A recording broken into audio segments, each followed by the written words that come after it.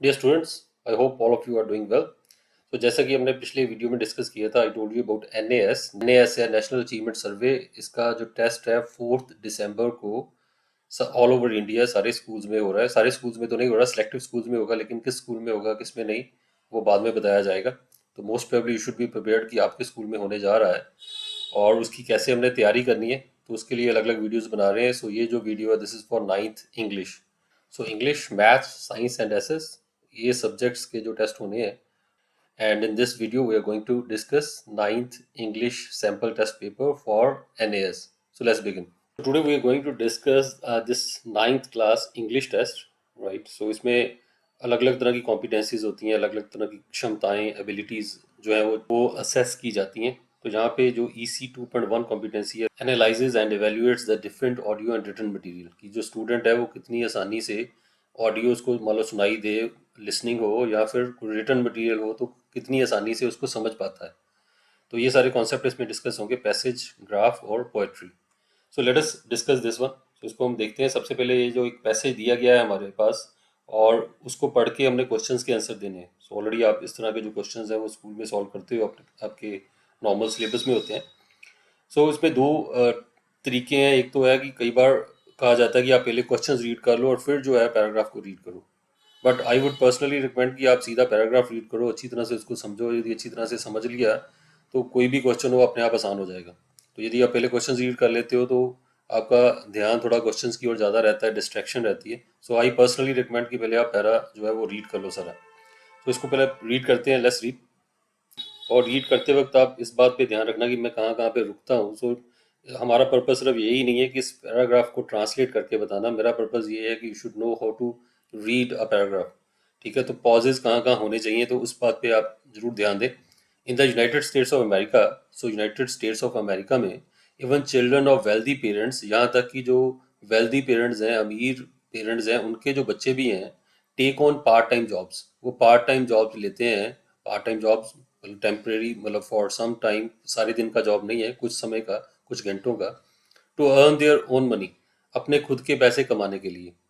Instead of relying on their parents, बजाय rely करने के, निर्भर होने के अपने पेरेंट्स पे फॉर एवरीथिंग, हर चीज़ के लिए।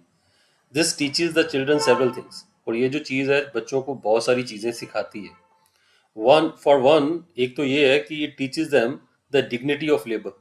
उनको डिग्निटी ऑफ लेबर की शिक्षा मिलती है। डिग्निटी ऑफ लेबर की, लेबर करने में, मेहनत करने में एक डिग्निटी है, एक रिस्पेक्ट है।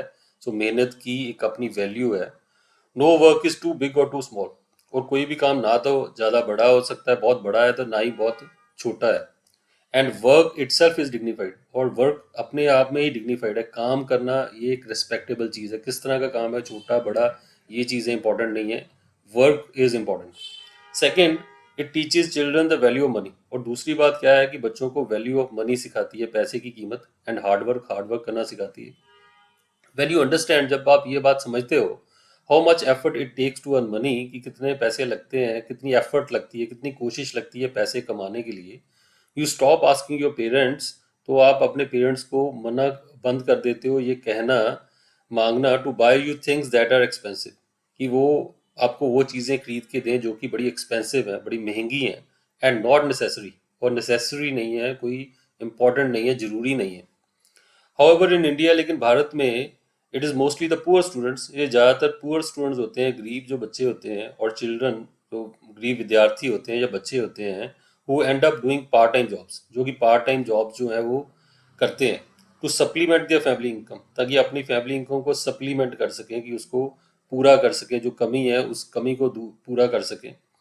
Middle class and upper class students generally, और जो मिडिल क्लास और अपर क्लास के जो बच्चे हैं, generally do not engage in productive part time work. तो ये जो बच्चे हैं, ये इस प्रोडक्टिव, फ़ायदा देने वाले इस पार्ट टाइम वर्क में वो नहीं काम करते। वो टू सम एक्सटेंट, और कुछ एक्सटेंट तक देखा जाए, कुछ हद तक देखा जाए, दिस इज़ बिकॉज, ये इसलिए है क्योंकि एज ए सोसाइटी, एक समाज के तौर पे, सोसाइटी के तौर पे, we do not encourage children to work. हम बच्चों को इनकरेज नहीं करते, प्रोत्साहित नहीं करते कि वो काम करें। वही इन इंडिया, और इंडिया में हम जो लोग हैं, थिंक, ये सोचते हैं that it is better to study, कि बेटर है स्टडी करना, पढ़ाई करना, एंड गेट गुड ग्रेड्स, अच्छे ग्रेड्स लेना, अच्छे मार्क्स लेना, so that one can have a cushy job instead of doing trivial work. So कि cushy job मिल सके, कोई comfortable job, कोई ऑफिस में बैठ के काम करने वाला काम जो है वो मिल सके, instead of doing trivial work, बजाय कोई ट्रिवियल छोटा मोटा सा कोई काम, कोई मजदूरी वाला या कोई इस तरह का काम हार्ड वर्क वाला करें, उसके बजाय लोग सोचते हैं कि आपको सिर्फ पढ़ना ही चाहिए. However, लेकिन some of the richest people in the world, की जो रिचेस्ट पीपल है, दुनिया के सबसे अमीर जो लोग हैं, उनमें से कुछ जो लोग हैं, आर द वंस, वो ऐसे लोग हैं हु स्टार्टेड वर्किंग अर्ली, जिन्होंने जल्दी ही काम करना शुरू कर दिया था, कम उम्र में काम करना शुरू कर दिया था. Even when they were children, जब वो बच्चे थे तब से ही शुरू कर दिया था. So I hope you have got an idea. So paragraph में मेन आइडिया यही है कि जो है इंडिया में जो हम लोग हैं, हम बच्चों को प्रोत्साहित नहीं करते, इनकरेज नहीं करते कि वो पार्ट टाइम काम करें छोटी उम्र में. और जो दूसरे कंट्री हैं, वेस्टर्न कंट्रीज़ में, लेकिन वहाँ पे ये इसको बुरा नहीं माना जाता बच्चों का काम करना. तो यहाँ पे हमारे तो सिर्फ लोअर क्लास के जो बच्चे हैं, जो गरीब परिवारों के बच्चे हैं, सिर्फ वही काम करते हैं पार्ट टाइम यदि करें तो. और मिडिल और अपर क्लास के नहीं करते. लेकिन वहाँ पे ऐसी कोई बात नहीं है. वहाँ पे तो वो कहते हैं जो रिचेस्ट लोग हैं तो वो उनके बच्चे भी काम करते हैं. और दुनिया के जो रिचेस्ट लोग हैं हुए हैं, उनमें से काफ़ी ज़्यादा इस तरह के लोग हैं जो बचपन से ही काम करते थे. सो this is the idea in the paragraph. So let us read the questions now. और यदि आपने पैरा अच्छी तरह से पढ़ा है तो you can easily answer. What is the working student culture in India? So working student culture कैसा है इंडिया में, यानी कि स्टूडेंट्स का काम करने का कल्चर कैसा है, स्टूडेंट काम करते हैं या नहीं. All the students do part time jobs, सारे स्टूडेंट्स पार्ट टाइम जॉब करते हैं इंडिया में. सो ये चीज़ नहीं है वहाँ पे, that is wrong. Mostly the poor students do part time jobs, ज़्यादातर जो गरीब बच्चे हैं वही पार्ट टाइम जॉब करते हैं, दैट इज करेक्ट. बाकी भी देख लेते हैं options. Children of rich parents to part time jobs, जो अमीर परिवार के जो पेरेंट्स हैं उनके बच्चे ही पार्ट टाइम जॉब करते हैं. So that is totally wrong. So India में ऐसा नहीं है, ये बात बताई गई थी. Children of service class parents to part time job, सिर्फ जो सर्विस क्लास के पेरेंट्स हैं, जो खुद काम करते हैं, जो सर्विस करते हैं, जो पेरेंट्स, उनके बच्चे ही पार्ट टाइम जॉब करते हैं. सो ये भी बात नहीं कही गई. बात क्या कही गई है? Second option is the correct one. Mostly the poor students do part time jobs. आगे बात करें, what do the children stop asking their parents for? बच्चे क्या करना बंद कर देते हैं, क्या मांगना बंद कर देते हैं? When they come to know, जब उन्हें पता चलता है, how much work it takes to make money, कि पैसे कमाने के लिए कितना काम करना पड़ता है, तो वो क्या करना बंद कर देते हैं, क्या मांगना बंद कर देते हैं? For expensive and unnecessary things, जो महंगी और अननेसेसरी गैर जरूरी जो चीज़ें हैं वो मांगना बंद कर देते हैं. That is right. यही चीज़ लिखी थी आप उसमें, हमने अभी रीड की है ये. और दूसरी ऑप्शन क्या है? For inexpensive and necessary things. Inexpensive again जो महंगी नहीं है पर जरूरी है वो मांगना बंद कर देते हैं, ये नहीं दिया था. एक्सपेंसिव एंड नेसेसरी, महंगी हैं और ज़रूरी हैं, तो ये भी चीज़ नहीं थी. यहाँ पे दोनों चीज़ें थी, एक्सपेंसिव और अननेसेसरी. और फोर्थ है इनएक्सपेंसिव एंड अननेसेसरी, ये भी नहीं है, जो सस्ती हैं, महंगी नहीं है और गैर जरूरी हैं, तो ये भी नहीं है. So first option is the correct one.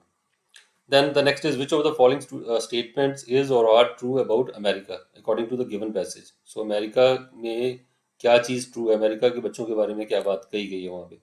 So children don't work at an early age, बच्चे कम उम्र में काम नहीं करते, ऐसा नहीं कहा गया. Children learn the value of money and hard work, बच्चे पैसे की कीमत सीख जाते हैं और हार्ड वर्क की कीमत सीख जाते हैं. सो यही बात बताई गई है वहाँ पे.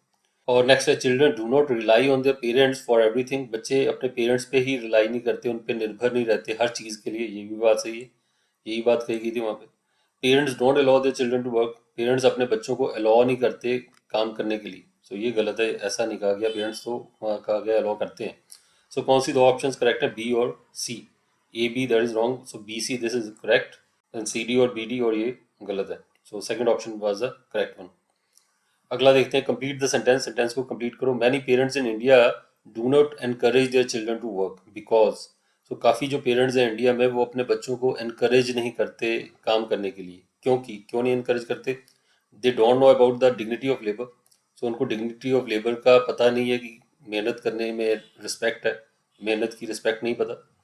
सो ये ऐसा हालांकि नहीं लिखा. They think it is better to study and get an easy job, और वो सोचते हैं कि बेटर यही है कि ये पढ़ाई करे और इजी जॉब मिल जाए, इसे आसान जॉब मिल जाए, कंफर्टेबल सी जॉब मिल जाए. तो हाँ, यही बात कही गई थी वहाँ पे, हमने अभी रीड किया है. They want their children to get married at an early age, बच्चों को अर्ली एज पे मैरिज करवाना चाहते हैं, तो ये नहीं कहा गया. दे लव देयर चिल्ड्रन, वो बच्चों को प्यार करते हैं, तो ये this is not exactly the reason. So जो मेन रीज़न है वो सेकंड वाला ये, they think it is better to study and get an easy job. वहाँ पे लिखा था खुशी जॉब, ठीक है, कि ये लाइन में लिखा हुआ है, it's better to study and get grade so that one can have a cushy job means easy, comfortable, right? And the next one is identify the word used as an adjective in the given passage. So adjective के तौर पे, विशेषण के तौर पे जो शब्द इस्तेमाल किया गया है, तो उसको आप बताओ। तो वैसे ही हम देखें स्टॉप, सो स्टॉप कोई विशेषण नहीं है, ठीक है। एडजेक्टिव जो विशेषता बताता है, स्टॉप इज नॉट ए विशेषता, इट इज अ वर्ब, ठीक है। एक्सपेंसिव, सो ये जो है of course it is an adjective, ठीक है। एक्सपेंसिव महंगा, महंगी चीज, सो महंगा या एक्सपेंसिव, दिस इज एडजेक्टिव। और जो लेबर है, again it is not an adjective, it is simply a noun, ठीक है। और जो एनकरेज है, ये वर्ब है, एनकरेज करना, कोई काम करने के लिए प्रोत्साहित करना, सो इसमें एडजेक्टिव जो है वो यही है, एक्सपेंसिव, विशेषण जो है। Then we move on to the next question. अगला क्वेश्चन क्या है? So here we have been given a poem, और इस पोएम में हमने पढ़ के दो क्वेश्चंस के आंसर देने हैं। So read the given poem and answer the questions that follow. Undergrowth इसका नाम है। So let's read the poem, और इसको दो स्टैंजा में हम डिवाइड करते हैं basically. Let us read up to this point first and then we will do the remaining one. So क्या लिखा है? It ain't the trees that block the trail, it ain't the ash or pine, for if you fall or if you fail, it was some pesky wine that tripped you up, that threw you down, that caught you unawares. The big things you can walk around, but watch the way for snares. Let's try to understand the meaning. It ain't the trees. वो कह रहा है कि ये कोई trees नहीं है, पेड़ नहीं है, that block the trail, जो कि trail को रोकते हैं, जो कि रास्ते को आपके block करते हैं। It ain't the ash or pine. तो ना एश ट्री या पाइन ट्री, जो लार्ज ट्रीज हैं, बड़े पेड़ हैं, उनके नाम है यहाँ पे, कि ये जो बड़े बड़े पेड़ हैं ऐश या पाइन के, वो आपका रास्ता नहीं रोकते। फॉर इफ यू फॉल और इफ यू फेल, क्योंकि यदि आप मान लो फॉल कर जाओ, गिर जाओ, या फेल हो जाओ, असफल हो जाओ, it was some pesky vine, तो ये इसकी रीजन क्या होगा? इसका कोई pesky vine, so pesky is annoying, परेशान करने वाली, तंग करने वाली। वाइन, वाइन मतलब बेल जिसे कहते हैं, जैसे छोटी छोटी पत्तों की, फूलों की बेल होती है। तो वो कहता है कि यदि आप गिरोगे तो किसी बड़े पेड़ की वजह से नहीं गिरोगे, कोई छोटी छोटी कोई जो वाइन है, ठीक है, जो छोटे ये जो प्लांट्स हैं, तो वही आपको परेशान करेंगे। That tripped you up, that through you down, जिसने आपको ट्रिप कर दिया, लड़खड़ा दिया, या थ्रू यू डाउन, नीचे गिरा दिया। दैट कॉट यू अनअवेयर्स, जिसने आपको अनअवेयर्स, अचानक पकड़ लिया, आपका ध्यान नहीं था और बेध्यान में आपको अचानक परेशान कर दिया। The big things you can walk around, जो बड़ी बड़ी चीज़ें हैं उनके तो आप वॉक अराउंड कर सकते हैं। जैसे कि बड़ा पेड़ है, आपको दूर से नज़र आता है, तो आप आसानी से पेड़ के इर्द गिर्द दूर होके घूम के आप जा सकते हो। But watch the way for snares, लेकिन ये जो स्नेयर्स हैं उनका आप ध्यान रखो। स्नेयर्स मीन जाल, ये जो छोटे छोटे ट्रैप्स हैं, जाल हैं, तो वॉच द वे, वो ध्यान रखो उनका, कि आप कहीं उनमें ना फंस जाओ। सो क्या कह रहा है कि बड़ी चीज़ें आपको परेशान नहीं करती, जो छोटी चीज़ें हैं, ठीक है, वो आपको तंग करती हैं। In life, it ain't the biggest things that make the hardest load. It ain't the burden big that brings defeat upon the road. Some fault you hardly knew you had may hurt more than you think. Some little habit that is bad may put you on the blink. Written by Douglas Malloch. और क्या ले कह रहे हैं? वो कह रहे हैं in life it ain't the biggest things, और जिंदगी में ये जो बिगेस्ट थिंग्स हैं, सबसे बड़ी चीजें हैं, वो नहीं that make the hardest load, वो हार्डेस्ट लोड नहीं करती, सबसे ज्यादा भार उनकी वजह से नहीं होता, परेशानी उनकी वजह से नहीं होती। It ain't the burden big that brings defeat upon the road, और ये जो बिग बर्डन है, ये जो बड़ा बोझ है, ये हमें डिफीट अपॉन द रोड, सड़क पे ये चीज़ हमें नहीं हराती। बड़े बड़े पेड़, जैसे कि पहले हमने पढ़ा, ये हमें नहीं हराते, ये तंग नहीं करते। Some fault you hardly knew you had, और कोई ऐसा फॉल्ट यू हार्डली न्यू, बड़ी मुश्किल से ही आपको पता था, यानी कि यू वर अनअवेयर, कि आपकी कोई ऐसी गलती, कोई ऐसा आपकी कमी जिसके बारे में आप ज़्यादा नहीं जानते थे, may hurt more than you think, वो ज़्यादा हर्ट कर सकती है आपको, जितना आप सोचते हो उससे कहीं ज़्यादा नुकसान पहुंचा सकती है ये छोटा छोटा आपका कोई fault. Some little habit that is bad, और कोई छोटी हैबिट आपकी जो बैड है, कोई बुरी आदत है आपकी छोटी मोटी, मैं put you on the blink, तो वो आपको ब्लिंक पे पहुंचा सकती है। ब्लिंक मीन्स मूव बैकवर्ड, सो वो आपको पीछे लेके जा सकती है जिंदगी की रेस में। So I hope you got the idea. Central idea क्या है? तो वो यही कह रहा है, बड़ी चीज़ें इतना ज़्यादा नुकसान नहीं करती जितना छोटी छोटी करती हैं। तो बड़ी चीज़ों को तो हम दूर से देख लेते हैं, हम अवेयर हो जाते हैं, वो इतना खतरा नहीं है उनका, और छोटी छोटी चीज़ों का खतरा ज़्यादा है, जिनकी और हम ध्यान नहीं देते। तो वो यहीं पे कह रहा है कि बड़ी कोई आपकी बुरी आदत है, वो तो आपको पता चल जाती है, तो आप उसको ठीक कर लेते हो। जो छोटी छोटी बुरी आदतें हैं, तो वो कई कई बार हमें हमें पता ही नहीं चलता हमारे में ये बुरी आदत है, और उनको ठीक ही नहीं कर पाते, और वो हमें ज़िंदगी में असफलता की ओर लेके जाती है. So this is what the central idea is, और I hope इसके accordingly you will be able to answer all the questions. So पहला क्या है, what is the main idea highlighted in the given poem? So main idea क्या है poem में? पहला क्या लिखा है, small overlooked things in life, छोटी छोटी overlooked जिनको नज़रअंदाज कर देते हैं चीज़ों को ज़िंदगी में, can have a significant impact, उनका significant impact हो सकता है, काफ़ी ज़्यादा प्रभावशाली असर हो सकता है उनका. तो बिल्कुल सही बात है, हमने अभी यही पढ़ा है, यही चीज़ें बताई गई हैं. तो बाकी देख लेते हैं ऑप्शंस क्या है. Only the big things in life have an impact, सिर्फ जो बड़ी चीज़ें हैं ज़िंदगी में उनका प्रभाव होता है. नो, ये तो इसके उलट है. नथिंग कैन डिस्टर्ब लाइफ, ज़िंदगी में कोई चीज़ डिस्टर्ब कर ही नहीं सकती, ऐसा भी नहीं कहा गया. And economic crisis in life can have an impact, कोई इकोनॉमिक क्राइसिस हो, कोई आर्थिक संकट हो, तो उसका प्रभाव पड़ता है. आर्थिक संकट या कैसा संकट है इसकी बात तो की नहीं गई वहाँ पे. So let's read the next question. The speaker compares the obstacles in life to. So जिंदगी में जो अड़चने हैं उनको पोएट ने किसके साथ कंपेयर किया है? लार्ज ट्रीज के साथ नहीं. जो लार्ज ट्रीज कोई ऑब्स्ट्रक्शन नहीं है, उसने पोएट ने कहा अंडरग्रोथ, अंडरग्रोथ के साथ किया गया है. अंडरग्रोथ तो मतलब यही है, छोटे जो घास झाड़ियाँ वगैरह, तो उन्हीं चीज़ों के साथ किया गया है. कि बड़े पेड़ तो हम देख लेते हैं, छोटी जो चीज़ें हैं, वाइन होगी या इस तरह की चीज़ें होगी, बेल होगी कोई, तो उसको हम नहीं देख पाते. So this is the right answer. Wastage of time, so ऐसी कोई बात नहीं है. पाइन ट्रीज वो भी बड़े ट्रीज में आ गए, तो ये भी ऑप्शन नहीं है. So undergrowth is the right answer. आगे देखते हैं.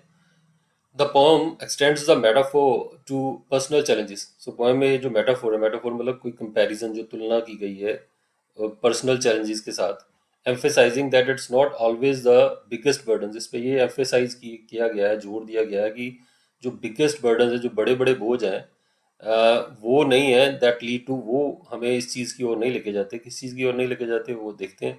Instead it's the unnoticed dash और हार्मफुल हैबिट्स, और बजाय इसके जो अननोटिस्ड, जिसकी ओर ध्यान नहीं देते, वो वाली डैश या फिर हार्मफुल, जो नुकसानदायक हमारी हैबिट्स हैं, that can unexpectedly derail one's path, तो वो अचानक हमारे पाथ को डीरेल कर सकती हैं, हमें रास्ता से भटका सकती हैं. So let's see. So biggest burdens that lead to, burdens किस चीज़ की ओर लेके जाते हैं, ठीक है, या बिगेस्ट बर्डन्स किस चीज़ की ओर नहीं लेके जाते. फॉल्ट्स की ओर नहीं लेके जाते, दैट इज़ रॉन्ग. लाइफ की ओर नहीं लेके जाते, दैट इज़ रॉन्ग. डिफीट की और बात हो रही है कि डिफीट की ओर लेके जाते हैं या नहीं. और दूसरा पार्ट क्या है, इट्स द अननोटिस्ड डैश और हार्मफुल हैबिट्स. अननोटिस्ड कौन सी चीज़ें, अननोटिस्ड फॉल्ट और हार्मफुल हैबिट्स. तो this is the right answer, defeat and faults. ठीक है, और बाकी ऑप्शन जो है वो they are not correct. So let us move on to the next one. We have number 9. The poem serves as a reminder to pay attention to something. What is it? तो ये जो poem है ये एक reminder हमें देती है, हमें याद दिलाती है कि हम अटेंशन दें, ध्यान दें किसी चीज़ की ओर. किस चीज़ की ओर ध्यान दें? बिगेस्ट बर्डन इन लाइफ, उनकी ओर ध्यान दें. तो ये नहीं कहा गया, वो कहता बिगेस्ट बर्डन तो आप आसानी से देख ही लेते हैं दूर से.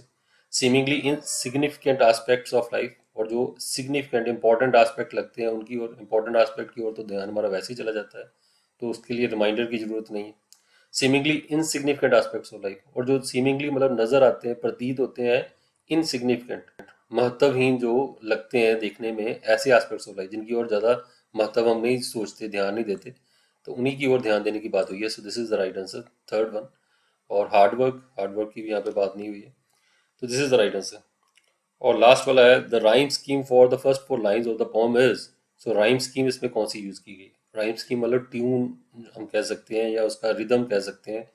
तो फर्स्ट फोर लाइंस में वो कहता है राइम स्कीम. राइम स्कीम में हमने क्या करना है, जो आखिरी आखिरी वर्ड है उसको देखना है. सो फर्स्ट फोर लाइंस में आखिरी वर्ड देखना है हमने, और मैच करनी है इनकी ट्यून, इसकी आवाज़. जैसे पहला आवाज़ है ट्रेल, एल की आवाज़ आ रही है, ठीक है, और मान लो एल की आवाज़ को हमने मान लिया ए, इसको हम ए मान लेते हैं, right. And then pine, pine जो आवाज़ें अलग है, एल अलग तरह की आवाज़ है, पाइन अलग तरह की आवाज़, दोनों मिलती नहीं है, तो इसको हमने एक और लेटर दे दिया, नया नाम दे दिया बी. अब तीसरी आवाज़ देखते हैं, तीसरी आवाज़ कौन सी है? फेल, फेल, ट्रेल, एक जैसी आवाज़ है, जैसी पहले आई थी वही आवाज़ यहाँ पे आ रही है पहली लाइन में. तो पहली लाइन में हमने क्या नाम दिया था? ए, तो इसको भी दोबारा हम क्या लिख देंगे? ए लिख देंगे. अब फोर्थ लाइन में वर्ड क्या? वाइन. ये वाइन की ट्यून है, आइन, ये किसके साथ मिलती है? इसके साथ मिलती है, पाइन और वाइन. सो इसको क्या नाम दिया था? बी, तो इसको भी क्या नाम देंगे? बी देंगे. तो इस हम कहेंगे राइमिंग स्कीम क्या है? A B, A B. So this is the rhyming scheme, A B so this is correct, ठीक है। सो बाकी जो है वो रॉन्ग है। So I hope it is clear. Now let's move on to the last one, आखिरी वाला काफ़ी आसान है। Study the given pie chart, ये जो पाई चार्ट दिए हुए हैं नीचे, और इनको पढ़ के हमने क्वेश्चंस के आंसर देने। तो इसमें अलग अलग 2005 का डाटा है, 2010 का डाटा है। नीचे ये जो कलर्स हैं, तो ये जो पैटर्न है उसके बारे में बताया गया है कि कौन सा जो पाई चार्ट का पाई है, कौन सा उसका पोर्शन है, वो किस चीज़ को डिनोट करता है। तो क्वेश्चंस पहले सीधे रीड करते हैं तो साथ में समझेंगे। पहला क्वेश्चन क्या है, the chart compares online sales of the different retail sectors in the years. So कौन कौन से साल की सेल्स को कंपेयर किया गया है। तो बड़ा साफ ही लिखा है 2005 2010, तो ये वाला बी इज सेकंड जो है वो राइट आंसर है, 2005 2010।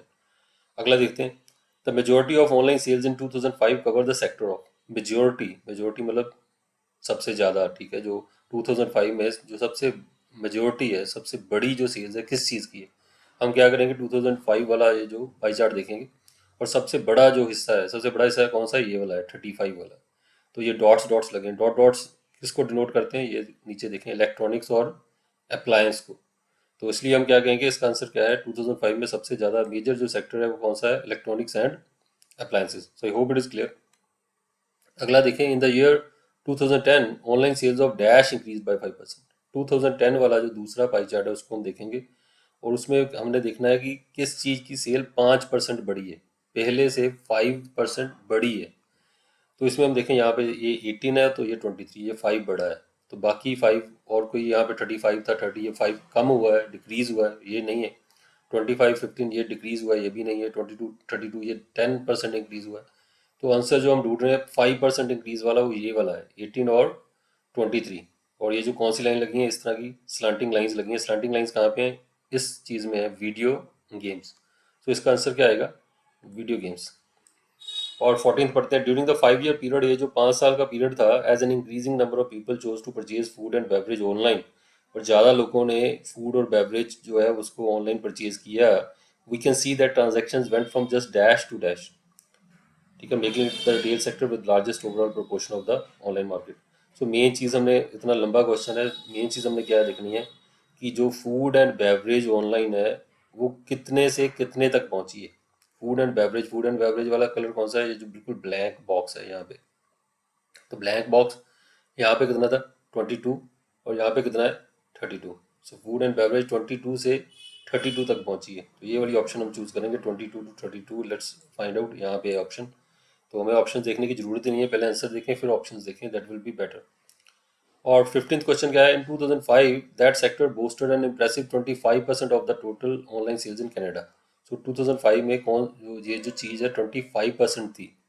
However, by 2010 the figure had fallen considerably to 15, लेकिन 2010 में 15% होगी। तो कौन सी चीज़ है, विच वॉज दैट सेक्टर, जो पहले 25 था बाद में 15 हो गया। सो पहले 25 ये है, ठीक है, बाद में 15 ये है, जो ब्लैक वाला है। सो ब्लैक वाला कौन सा है, home furnishings. So home furnishings is the right answer. So I hope it is clear. So काफ़ी ये तो मज़ेदार है, काफ़ी ईजी है जो पाई चार्ट वाला जो पार्ट है। So here we did these 3 questions, 3 तरह के क्वेश्चंस हमने किए। पहला सिंपल कॉम्प्रिहेंशन था, ठीक है, और उसके बाद हमने पोएट्री वाले पार्ट का कॉम्प्रिहेंशन किया, and then pie chart. So these are the things, passage, graph and poetry. So this was what we covered in this test paper. So इसके अलावा और भी competency skills हैं, और भी कई चीज़ें हैं जो चेक की जा सकती हैं। We'll discuss the remaining type of competencies, और भी कई तरह के जो टेस्ट पेपर्स हैं हम करेंगे। ये हमने 9th का इंग्लिश का किया। In the coming videos will cover different subjects, different classes. So जो मेन बात, जरूरी बात वो ये है कि हम सिर्फ आंसर्स को ना यहाँ पे देखें, हम देखें कि हमने सॉल्व किस तरीके से किया है। सो जो ढंग है हमने वो सीखना है, ताकि किसी भी तरह का कोई भी क्वेश्चन पेपर आ जाए तो you would be able to solve it. So with this we end this video. I hope you found it useful. Keep studying, keep working hard, and you are sure to succeed. So I'll see you in another video. Till then, stay blessed, stay happy. Thank you.